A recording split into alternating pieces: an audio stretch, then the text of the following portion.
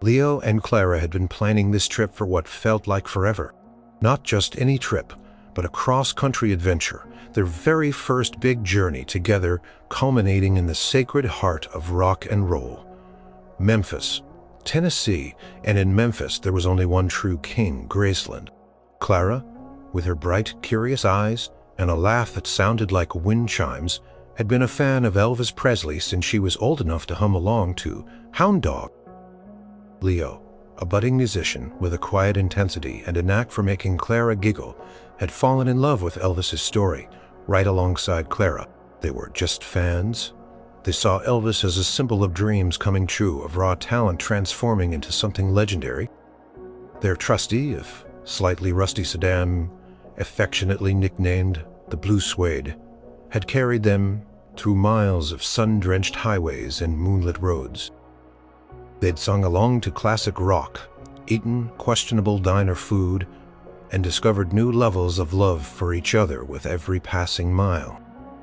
Each sunrise brought them closer to their goal, and the thought of standing on the hallowed ground of Graceland sent shivers of anticipation down Clara's spine. "Almost there, Leo," Clara chirped, leaning her head on his shoulder as he steered. Her voice was light, but the excitement in it was clear. "Can you believe it? We're actually going to see Graceland." Leo squeezed her hand. "I know, Clara Bear. It feels like a dream. After all those nights planning on your laptop, looking at pictures." He grinned, his eyes sparkling. "It's going to be incredible." They had a whole schedule mapped out. The mansion tour, the automobile museum, even the Lisa Marie airplane. Clara had already researched the best place for barbecue, and Leo had visions of finding a vintage guitar in some dusty Memphis shop. It was more than a vacation. It was a pilgrimage, a shared adventure. Cementing their future together, the landscape outside their windows began to change. Fewer open fields, more signs of civilization. Billboards for tourist attractions, then local businesses, and finally, the familiar sprawling suburbs of a big city. Memphis was welcoming them. The air seemed to hum with history, with the ghosts of blues and rock and roll. Clara rolled down her window, letting the warm Tennessee air caress her face. It smelled of possibility. "I can almost hear him," she whispered, half to herself, half to Leo. "Can't you?" "The music?" Leo chuckled. "Like an honorable, maybe we'll catch a performance, you know. A good Elvis impersonator." He winked, knowing how much she loved them, even if they sometimes made him cringe. They drove deeper into the city, following the directions Clara had meticulously printed out. Graceland wasn't just a destination. It was the entire purpose of their journey. They'd saved every spare dollar, worked extra shifts, all for this. It was a testament to their shared passion, their commitment to chasing big dreams. Even if it was just a dream of seeing a famous house, the afternoon sun was starting to dip, painting the sky in shades of orange and purple. A perfect light, Clara thought, for a grand entrance. They were getting so close now. The streets were becoming more familiar from their online maps. Any moment now, they expected to see the famous gates, the stone wall, the musical notes carved into the iron. And then, just as Clara was picturing the iconic gates in her mind, a sputter, a cough, the kind of sound no car owner ever wants to hear. Leo's brow furrowed. "What was that?" Clara asked, her voice losing some of its earlier lightness. Leo fiddled with the radio, then the air conditioning, as if they might be the culprits. "Just a little cough, I think. She's been working hard." Another sputter, this one longer, more insistent. The engine light flickered ominously on the dashboard, a tiny red warning beacon against their grand plans. The Blue Suede, which had been so reliable, so steadfast, seemed to be clearing its throat for a final, dramatic declaration. "Ah, ow." Leo muttered, his grip tightening on the steering wheel. Pressed the gas pedal gently, but the car barely responded. Its speed began to drop, slowing from a comfortable cruise to a crawl. Clara leaned forward, her eyes wide with concern. The Memphis dream was beginning to feel a little shaky. "Is it Are we breaking down? Before Leo could answer, the car gave a final wheezing gasp. It coughed one last time, a mournful rattling sound, and then went completely silent. The engine died. The radio went quiet. The air conditioning stopped blowing. They coasted for a few agonizing seconds, the momentum carrying them forward, but dwindling fast. Then, with a gentle bump, the Blue Suede rolled to a complete stop on the side of the road. No grand entrance, no cheering crowds, just the quiet hum of traffic passing by. Oblivious to their sudden, disheartening predicament, they were stranded. And the cruelest part, Clara looked out the window, her heart sinking.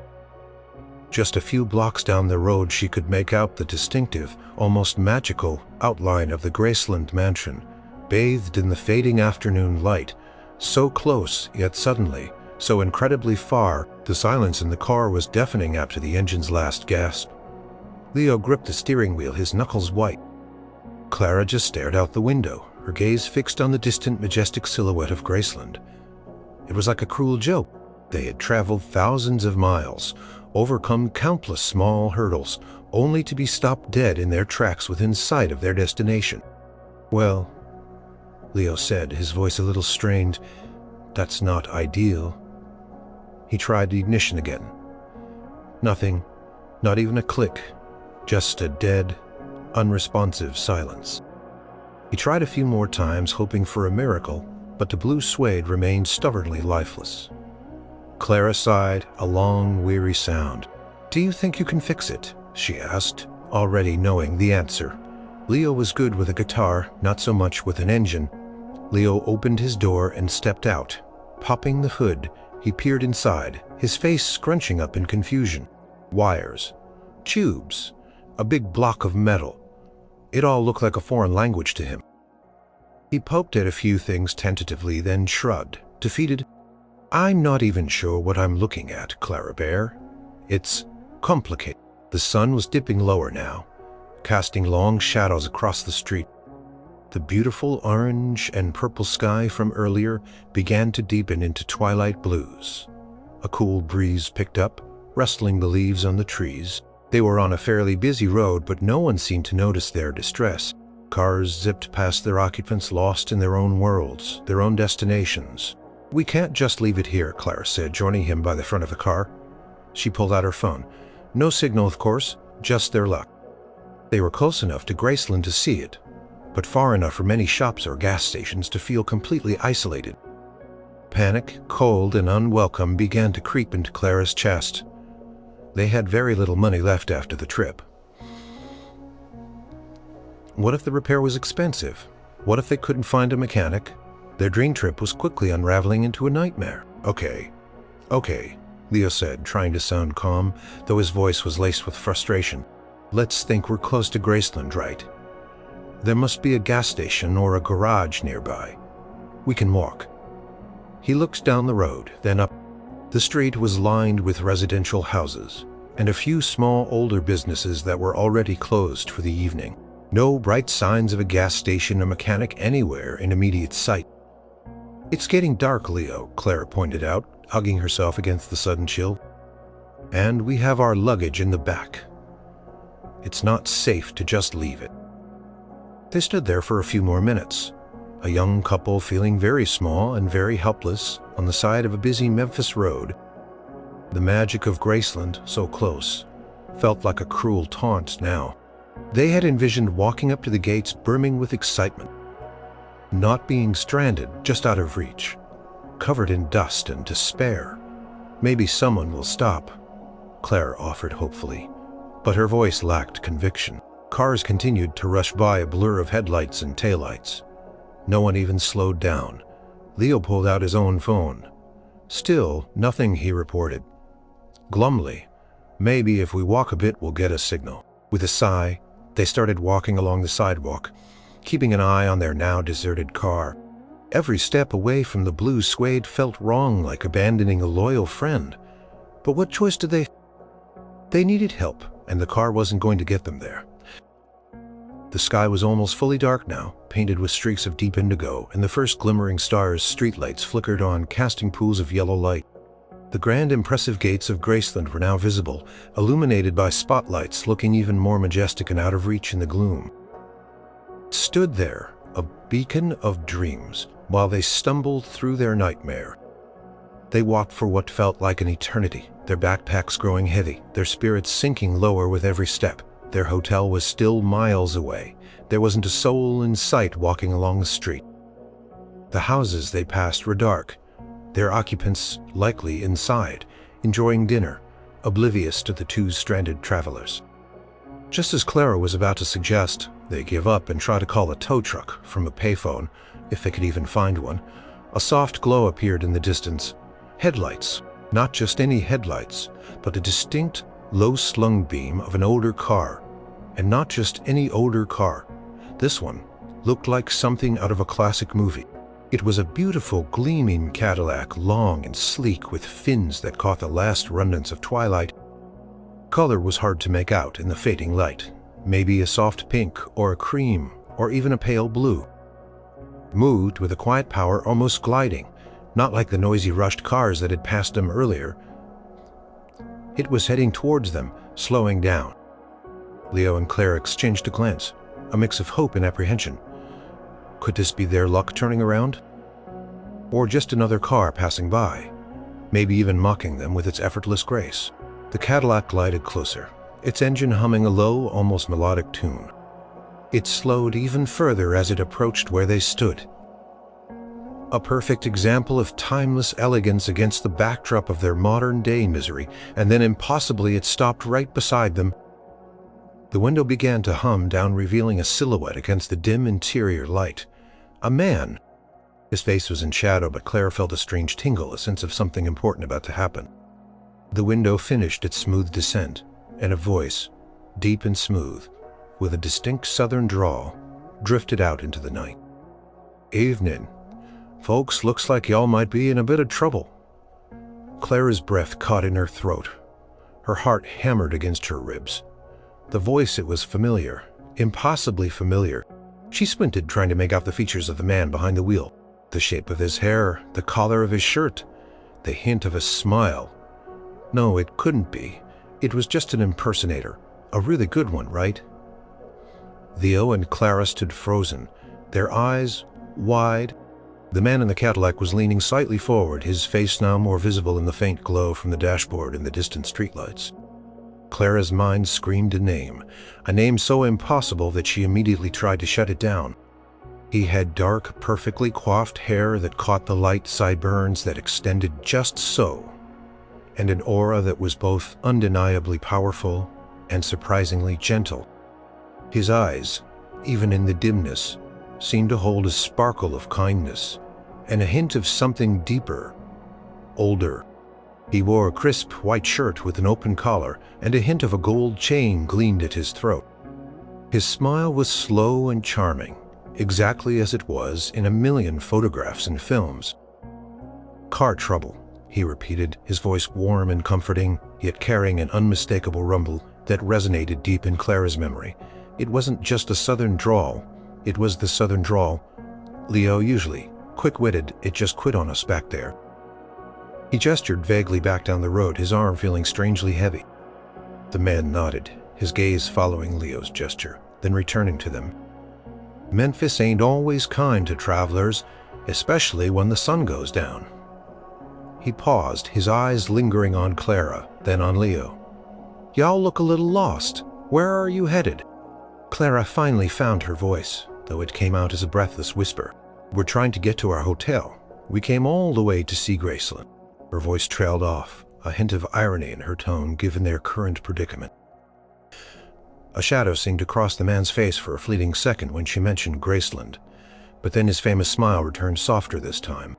"Well, that's a fine place to visit, all right. A lot of history there." He paused, then gestured towards the back seat of the immaculate Cadillac. "Tell you what, why don't you hop in? I can give you a lift. It's too far to walk, and it ain't safe out here after dark, with no phone signal." Leo and Clara exchanged a look. It was a look of disbelief, of, is this really happening? And are we dreaming? He looked exactly like Elvis. Presley, the king, the man who had been gone for decades. It was utterly, completely, mind-bendingly impossible. Yet here he was, offering them a ride in a car that looked like it belonged in a museum. Clara's brain was working overtime. It has to be an impersonator, she reasoned, a very dedicated one. Maybe he's coming from a show or an event.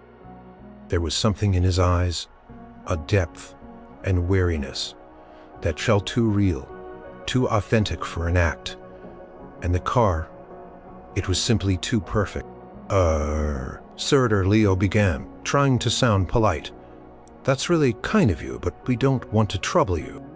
The man chuckled a deep, warm sound that made Clara's heart do a little flip. Trouble, son? It ain't no trouble at all. Just a good Samaritan doing his part. Besides, he added, a twinkle in his eye, it ain't often I get to play chauffeur. You look like good kids. Hop on in. He leaned over and opened the back passenger door with a smooth, effortless motion. The interior of the car was even more impressive than the exterior. Plush leather seats, chrome accents, and the faint pleasant smell of old money, and something vaguely floral. It was spotless, like it had just rolled off the factory floor. Clara looked at Leo. Her eyes silently asked, "Do we dare?" Leo, despite his logical mind screaming impersonator, felt a pull he couldn't ignore. They were stranded, exhausted, and a stranger was offering them a lifeline. And if it was him, well, that would be a story to tell for the rest of their lives, even if it was just a really good look-alike. The kindness was real. He nodded subtly at Clara. "Thank you, sir," he said, taking a step closer. Clara, still feeling like she was in a dream, walked towards the car. Her hand trembled slightly as she reached for the door handle. It was heavy, solid, luxurious. She slid onto the soft leather seat, sinking slightly. Leo followed, clambering in after her, placing their backpacks carefully between them on the floor. The man waited patiently until they were settled, then closed the door with a gentle click. He turned back to face the road, but not before Clara caught another glimpse of his profile, the strong jawline, the hint of a scar above his lip that she'd only seen in detailed photographs. He put the car into gear, and the Cadillac glided away from the curb, leaving their abandoned Blue Suede behind a fading memory in the rearview mirror. The ride was incredibly smooth, almost silent, as if they were floating. "So," the man said, his voice easy, "where exactly is this hotel of yours?" Leo quickly gave him the address, still feeling completely overwhelmed. Kept stealing glances at the driver, trying to reconcile the impossibility of the situation with the reality of the man sitting just feet away. Every instinct told him this was a highly skilled impersonator, but every part of his heart whispered, what if? Clara, meanwhile, just leaned back against the plush seat, a strange mix of fear and excitement buzzing through her veins. She kept trying to catch a glimpse of his face in the side mirror, but he seemed to be focused on the road, his hands resting casually on the steering wheel. This was either the most incredible stroke of luck, or the most elaborate prank. But somehow deep down, Clara knew this wasn't just any ride. They were in the car with a legend, and the journey had only just begun. Cadillac purred down the Memphis streets, a silent, luxurious cocoon that felt miles away from the dusty roadside. Where they'd been stranded, Leo and Clara sat in the back, exchanging nervous glances. Neither of them dared to speak much, not wanting to break the surreal spell. The man behind the wheel seemed perfectly at ease, his hands resting lightly on the steering wheel. He drove with an almost effortless grace, navigating the turns and traffic with practiced ease. Clara watched him, trying to memorize every detail. The subtle curve of his smile, the way his dark hair fell just so, even the elegant gold ring on his finger. Finally, the silence stretched. Too long. The man chuckled softly, the sound a low, rumbling melody. "Y'all are awful quiet back there. Not every day you get a ride in a '59 Fleetwood, is it?" It's amazing." Leo managed, his voice a little shaky. "Beautiful car, sir." "She's a classic, all right," the man agreed, his eyes sparkling in the rearview mirror as he met Leo's gaze. "Got a bit of history to her, just like this old town." Clara decided to take a leap. "You sound awfully familiar," she said, trying to keep her voice light as if it were a casual observation. He chuckled again. "Do I now?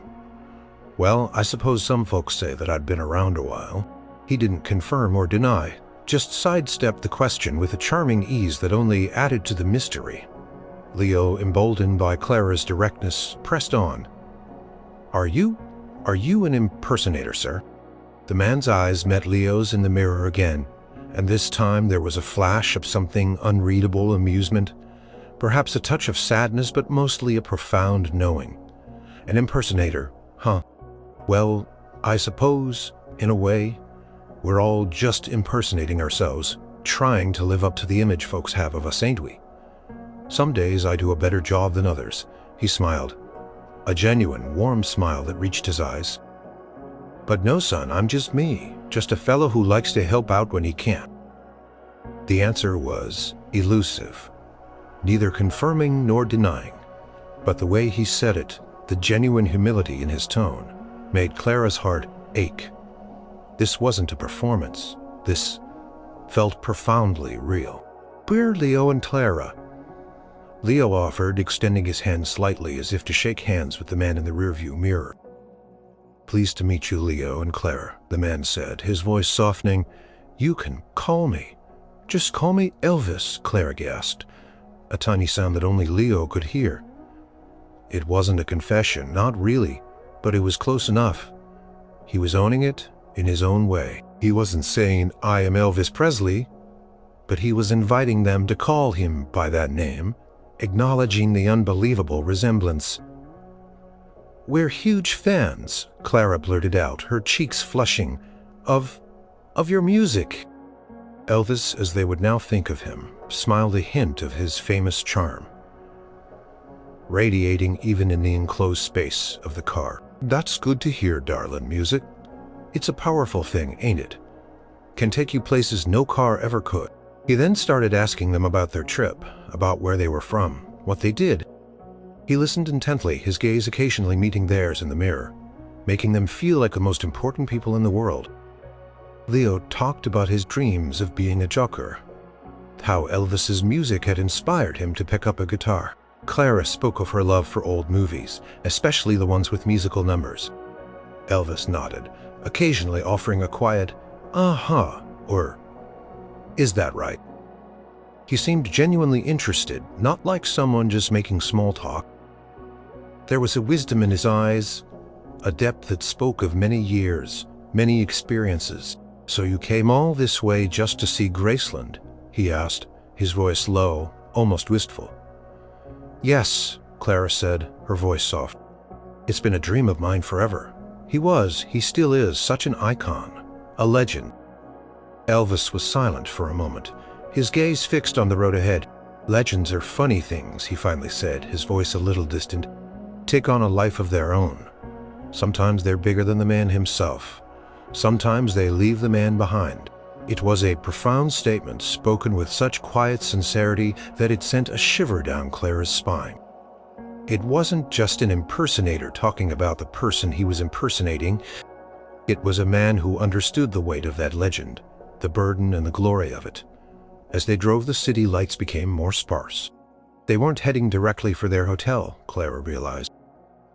Elvis seemed to be taking a scenic route, a quieter path away from the main thoroughfares, but there was no fear, only a growing sense of wonder. The air in the car was filled with a comfortable silence, punctuated by the soft hum of the engine and the occasional disheveled comment from Elvis. Leo and Clara found themselves relaxing, their initial apprehension replaced by a strange, blissful acceptance. They were on an impossible journey with an impossible driver, and for now, that was all that mattered. The Cadillac continued its smooth journey, the city lights slowly giving way to quieter, tree-lined streets. Elvis hadn't put on the radio yet, but as Leo was talking about his favorite guitar riff, a slow, bluesy tune, Elvis reached out a hand and lightly tapped the dashboard. A moment later, the gentle strains of a familiar melody filled the car. It wasn't one of Elvis's big hits, not at first. It was an old blues song, smoky and soulful with a haunting saxophone. It fit the mood perfectly, a quiet backdrop to their surreal encounter. Elvis hummed along, softly, his fingers tapping a rhythm on the steering wheel. "You play guitar, huh, Leo?" Elvis asked, his eyes meeting Leo's. "That's a fine thing. There's nothing quite like making your own music.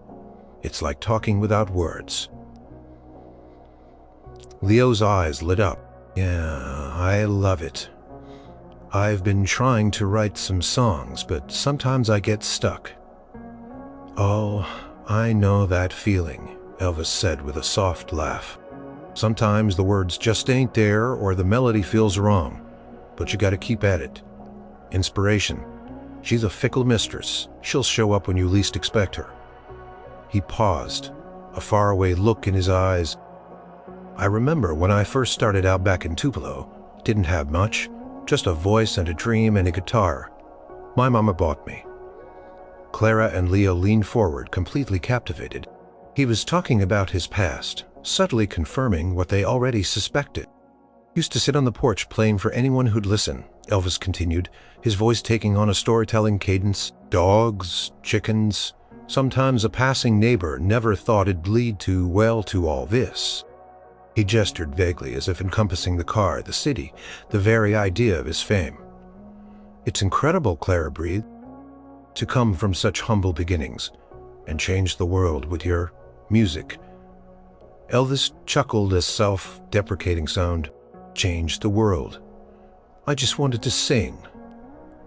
Wanted folks to feel something when they heard me, to dance, to cry, to forget their troubles for a spell." He sighed, a wistful sound. "That's what music's for, ain't it?" The blues song faded, and the radio pay transitioned to a more upbeat classic rock and roll tune. It was an Elvis song. "Jailhouse Rock." Clara's heart leaped. Elvis hummed along for a moment, then began to sing softly with the radio, his voice a low, gravelly tenor that sent shivers down Clara's spine. It wasn't the powerful, stage-shaking voice from his prime, but it was unmistakably him, raw, soulful, and brimming with emotion. He sang only a few lines, then stopped, a shy smile playing on his lips. "Still got it, huh?" he teased, meeting Clara's astonished gaze in the mirror. "You absolutely do," Clara exclaimed, her eyes shining. It's amazing to hear you sing." This was more than a ride. It was a private concert, a moment of impossible magic. "Music helps sometimes when things are tough," Elvis said, his voice growing serious again. "When you're lost or lonely or just feeling misunderstood. A good melody, a powerful lyric, they can be a real comfort." He looked at them, his eyes warm and understanding. "Y'all look like good kids with good hearts. Don't ever stop chasing that music, Leo and Clara. Don't stop looking for the beauty in things even when the car breaks down." He winked. They talked more about their own lives, their hopes and dreams. Clara told him about her grandmother who had loved Elvis and introduced her to his music. Leo shared how he'd spent countless hours learning his guitar chords by listening to Elvis's early records. Elvis listened patiently, offering words of encouragement, occasionally sharing a brief, disciple thought that showed a deep understanding of life's struggles and joys. He spoke about the importance of kindness, of treating people right no matter who they were. "Fame, money, all that stuff, it comes and goes," he said, his voice surprisingly humble. "But how you treat folks, the heart you carry, that's what lasts. That's your true legacy." The conversation flowed effortlessly, blurring the lines between celebrity and ordinary man, between legend and friend. They were no longer just a stranded couple and a helpful stranger. They were fellow travelers, sharing a moment of genuine connection under the Memphis night sky. As the car continued to glide along, the radio played another one of his songs. A slow, tender ballad this time. Elvis didn't sing along, but a soft, thoughtful expression settled on his face. Clara watched him, her heart overflowing with a mix of awe and deep affection. This wasn't just a fleeting encounter. It felt like a lesson, a blessing, a moment that would forever echo in their lives. The air in the car, once filled with awkward silence, now vibrated with warmth, understanding, and the timeless melodies of a king. Just as the ballad on the radio faded out, Elvis veered off the main road and pulled into the parking lot of a small, brightly lit diner. It was an old-fashioned place with a neon sign that simply read, "Diner and a friendly-looking pig cartoon. Chef, holding a spatula." Smoke curled from a vent on the roof, smelling faintly of sizzling bacon and coffee. "How about some grub?" Elvis asked, turning off the engine. "Long night for y'all. I reckon a good meal always helps." Leo and Clara exchanged surprised glances. They were hungry, though a gnawing emptiness that had been overshadowed by their earlier panic. And the incredible surrealism of the ride. "Oh, you don't have to, sir," Clara said, a little hesitantly. "We really appreciate the ride as it is." Elvis just waved a dismissive hand, a warm smile on his face.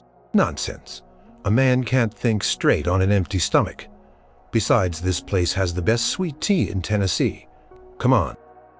He opened his door and stepped out, moving with a familiar casual grace that made Clara's heart skip a beat.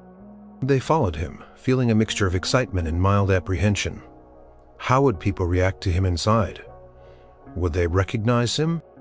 Or would he simply blend in, a ghost of his former self, moving unseen among the living? As they walked towards the diner's entrance, Leo noticed something. Elvis pulled a pair of dark sunglasses from his shirt pocket and put them on. They effectively masked his eyes, making him less immediately recognizable, yet somehow more mysterious. It was a subtle gesture, but it spoke volumes. He was trying to be discreet, to blend in. The diner was bustling, filled with the friendly chatter of late-night customers, the clatter of plates, and the comforting aroma of fried food. The waitress, a plump, cheerful woman with a beehive hairdo, greeted them with a warm smile. She didn't bat an eye at Elvis, just nodded politely and led them to a booth near the back. "Evening, darlin'," Elvis said to her, his voice low and charming. "Table for 3, please." He slid into the booth, first taking the seat facing the door, perhaps as a way to keep an eye on things, or simply out of habit.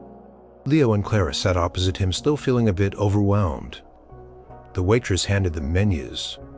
Elvis didn't even glance at his.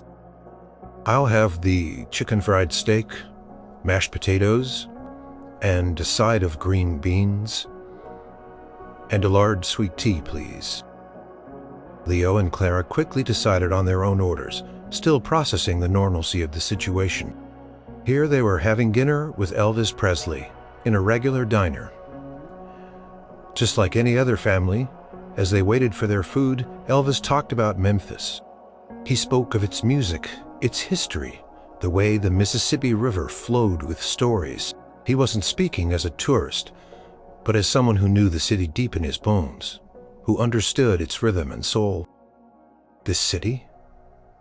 It's got a heart," he said, taking a sip of the sweet tea the waitress had quickly brought him.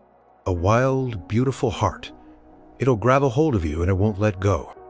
He asked them about their future plans beyond just the trip. Leo spoke about wanting to move somewhere with a vibrant music scene, maybe Nashville. Clara mentioned her desire to teach art. "Don't let anyone tell you your dreams are too big or too silly," Elvis advised, his voice soft but firm. "Dreams are what keep us going. They're the fuel for the soul.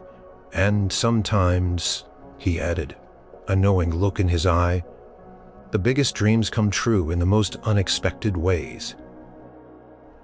Their food arrived, steaming and delicious. Chicken fried steak was golden brown, the mashed potatoes creamy, and the green beans perfectly seasoned. Elvis ate with a healthy appetite, enjoying his meal. He seemed completely at home, completely at peace. This wasn't the flashy, larger-than-life Elvis of the concert films. This was a man kind and thoughtful, who found joy in simple things, like good food and friendly company. He truly seemed to care about them, about their journey, about their dreams. As they finished their meal, Elvis insisted on paying, despite Leo's protest. "My treat," he said firmly, pulling out a wad of cash from his wallet. The waitress accepted the money with a smile, not recognizing him, or perhaps just too professional to show it. As they stood up to leave, Clara noticed a small, almost imperceptible detail. As Elvis pushed back the booth table, his hand brushed against the laminated menu. For a split second, the bright diner lights caught the reflection of something on his ring finger. It wasn't just a gold band. It was a large, distinctive ring, shaped like a lion's head, with a sparkling diamond in its eye. The same ring she'd seen in countless pictures of him. Her breath hitched. The last shred of doubt, the last logical explanation of impersonator, crumbled away. This was real. This impossible magical encounter was truly happening. And it was far more profound than she could have ever imagined. They stepped back out into the cool Memphis night, feeling refreshed and invigorated, not just by the food, but by the unexpected heartwarming connection they had made. The Cadillac awaited them, gleaming under the streetlights, ready to continue their impossible ride with the king. Cadillac, a silent, powerful presence, pulled away from the diner, rejoining the quiet Memphis streets. The meal had been more than just food. It had been a shared experience, a moment of normalcy in an utterly surreal evening. Leo and Clara felt lighter, their earlier anxieties about being stranded almost forgotten, replaced by a deep sense of wonder. Elvis drove slowly, not hurrying. Conversation in the car had taken on a new depth after the diner. Clara and Leo felt more comfortable, their earlier awe mixed now with a sense of genuine connection. They felt like they were talking to an old friend, albeit an incredibly famous and mysteriously present one. "You know," Elvis said, his voice soft, "Memphis changed my life. Everything I ever dreamed of, and a lot I'd never even imagined. It all started here, right down these streets." His profile was illuminated by the passing streetlights, showing a thoughtful, almost melancholy expression. He seemed to be reliving memories, drifting through time. "It must have been incredible," Leo mused, "to see all your dreams come true, to have so many people love your music."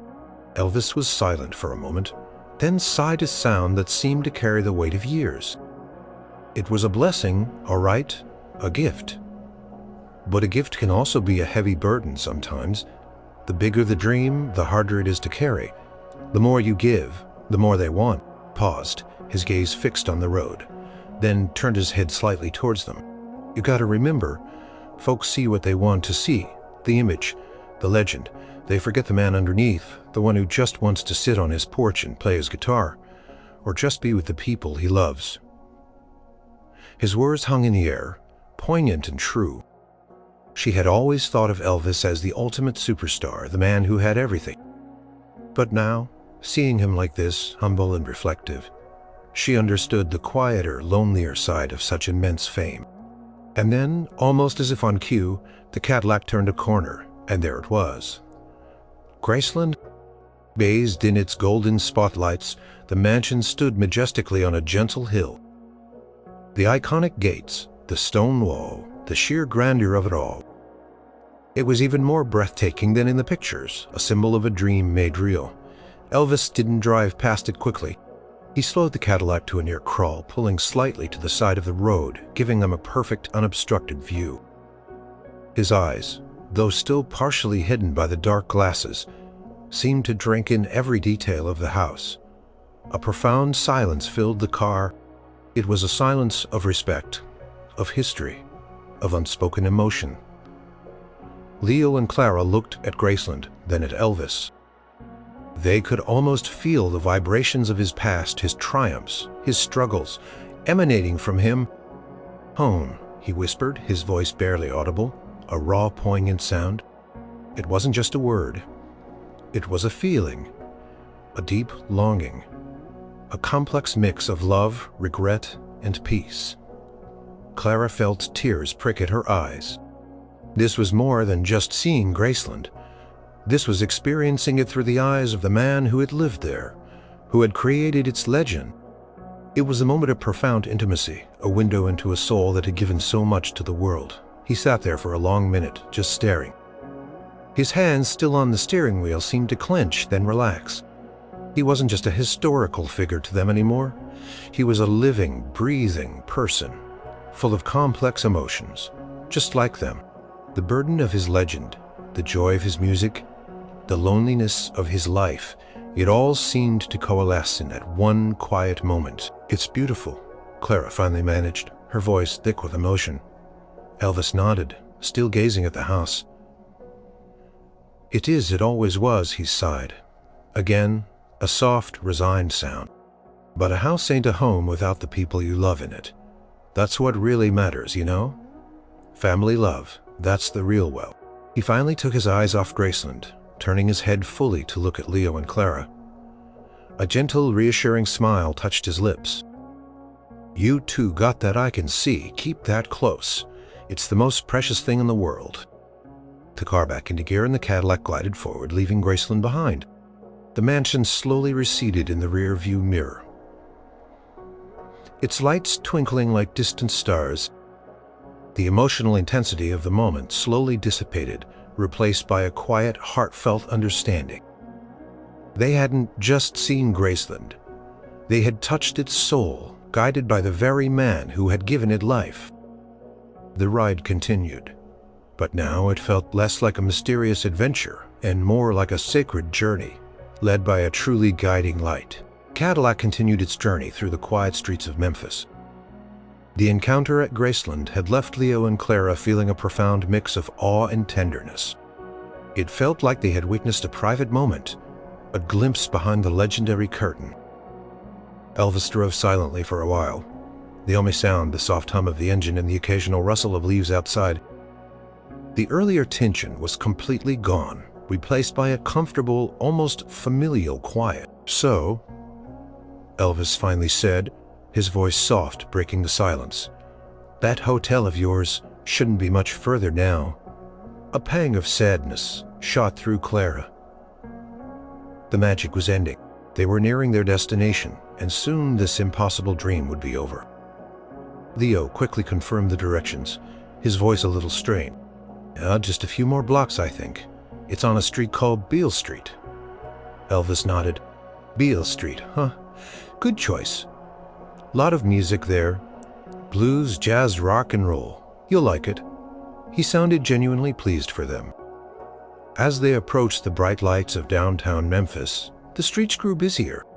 More people, more cars, the vibrant energy of a city coming alive at night. Their hotel, a modern building, stood out among the older brick structures. Elvis pulled the Cadillac over to the curb directly in front of the hotel entrance, a perfect, smooth stop. The engine purred, then idled softly.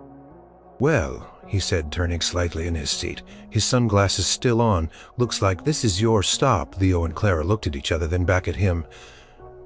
They didn't want to leave. They wanted this moment to last forever. "Thank you," Clara began, her voice thick with emotion.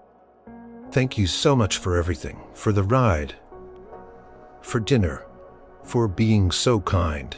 "Yeah," Leo added, his voice heartfelt. "We were really stranded. You saved us."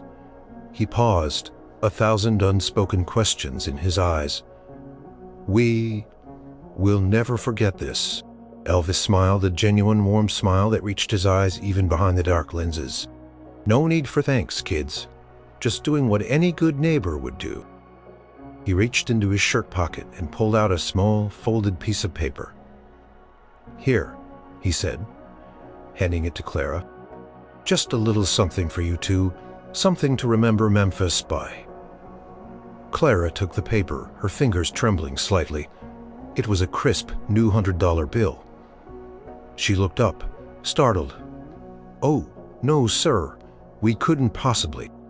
"Hush now," Elvis interrupted gently, a playful glint in his eye. "Consider it a good luck charm for the road ahead. And don't you worry about that car of yours. Things have a way of working themselves out, especially when you got good hearts like yours. And you, young man, don't you ever give up on that music. The world needs new songs, new voices.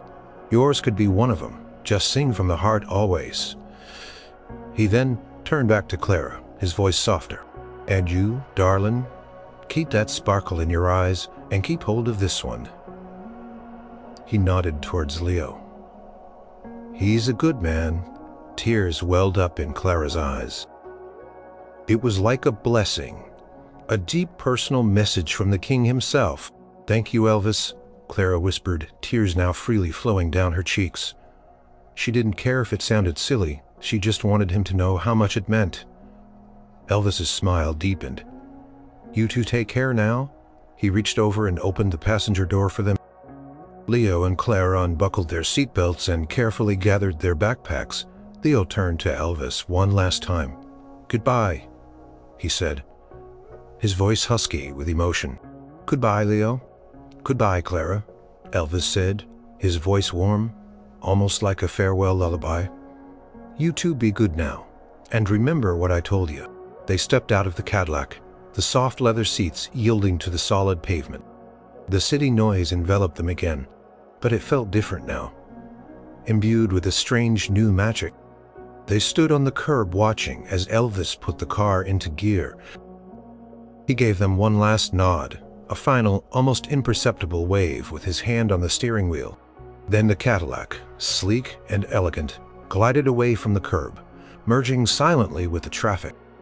They watched until the gleaming car and the man behind its wheel disappeared completely around the corner, swallowed by the bright lights and shadows of the Memphis night. He was gone as mysteriously as he had appeared. Leo and Claire stood there for a long moment, side by side, hand in hand, feeling the echo of an impossible encounter. The $100 bill was clutched in Claire's hand, warm from her palm, a tangible proof of a night that defied all logic. They were left with a feeling of awe, of wonder, and a deep, abiding warmth that seemed to emanate from the very core of their beings. Had it really happened, or had they simply shared a beautiful collective dream? The bright lights of the hotel lobby felt blinding after the subdued interior of the Cadillac. Leo and Clara stood there blinking, feeling as if they had just stepped out of a movie. The world around them seemed too loud, too ordinary after the extraordinary journey they had just taken. Did that just happen? Clara whispered, her voice still hoarse from emotion. She looked at the $100 bill clutched in her hand, then at Leo, her eyes wide with disbelief and wonder. Leo ran a hand through his hair, a bewildered grin spreading across his face. I don't know, Clara.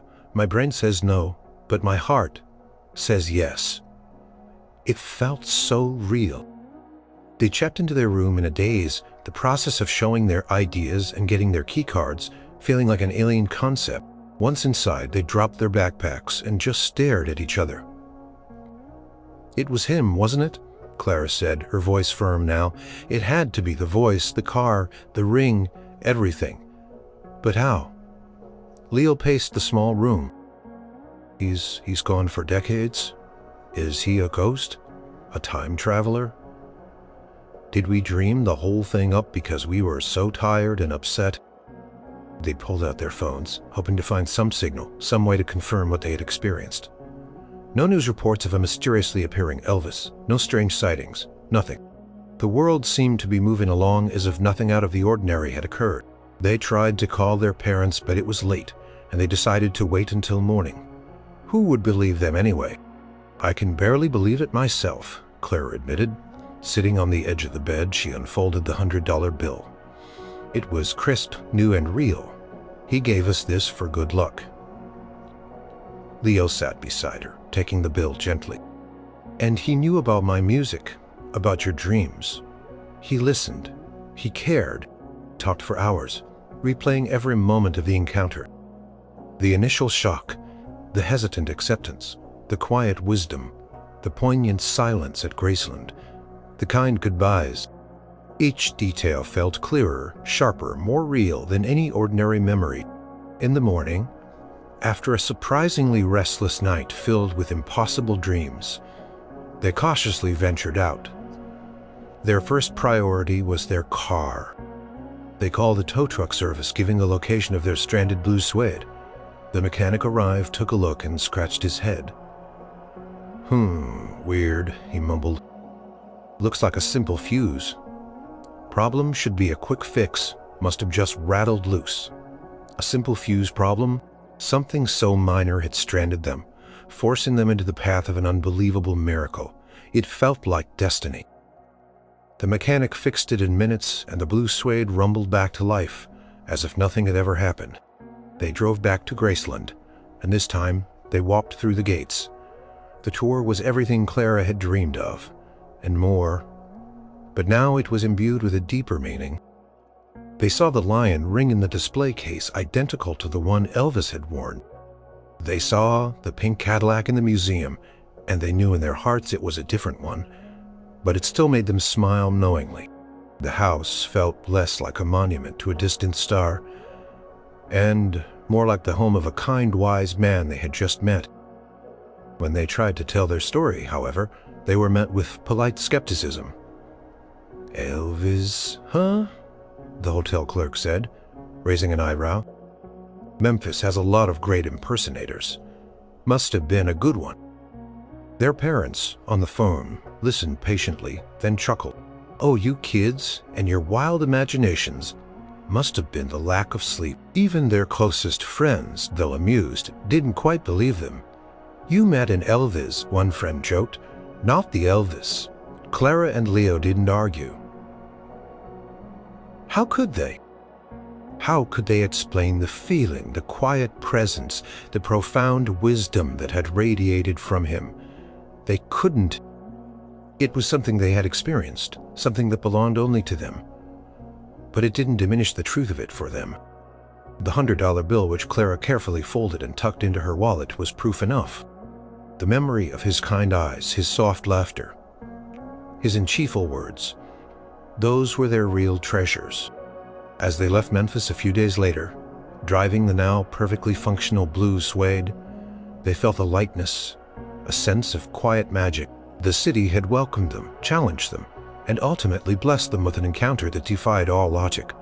They had come seeking a legend, and they had found a heart. And in doing so, they had found something even deeper within themselves. It didn't matter what anyone else thought.